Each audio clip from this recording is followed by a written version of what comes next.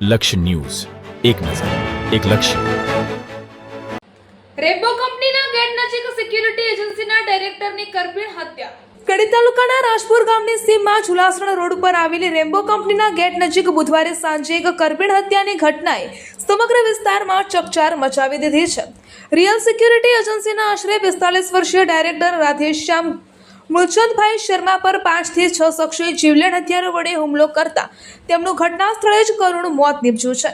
પ્રાથમિક માહિતી મુજબ હાલ ન્યૂ નરોડા ખાતે રહેતા અને મૂળ બાપેડી મતોડાના વતની રાધેશ્યામ મૂળચંદભાઈ શર્મા તથા તેમના ભાઈ જીતેન્દ્રભાઈ શર્મા કોન્ટ્રાક્ટર આધારે સિક્યુરિટી ગાર્ડ પૂરા પાડતી રિયલ સિક્યુરિટી એજન્સીનું સંચાલન કરે છે. બુધવારે બંને ભાઈઓ રાજપુર સ્થિત ઓફિસે હાજર હતા.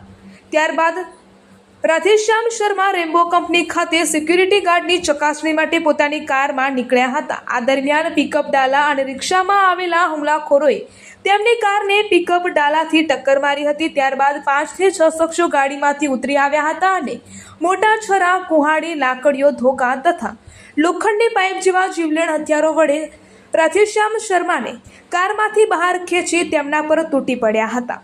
આ હુમલામાં રાધેશ્યામ શર્માના માથા અને ચહેરાના ભાગે ગંભીર ઇજાઓ થતાં તેમનું ઘટના સ્થળે જ કરુણ મોત નીપજ્યું હતું.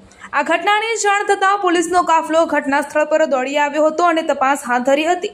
આ બનાવ અંગે મૃતકના ભાઈ જીતેન્દ્રભાઈ શર્માની ફરિયાદના આધારે નંદાસણ પોલીસ સ્ટેશનમાં ઇરફાન મિયા સહિત અન્ય અજાણ્યા શખ્સો સામે હત્યા સહિતની કલમો હેઠળ ગુનો નોંધી આરોપીઓને ઝડપી પાડવા માટે પોલીસે વિવિધ ટીમો બનાવી તપાસ શરૂ કરી છે. આ હત્યાનું ચોક્કસ કારણ જાણવા પોલીસે વધુ તપાસ હાથ ધરી છે. રિપોર્ટર સંજય નાયક.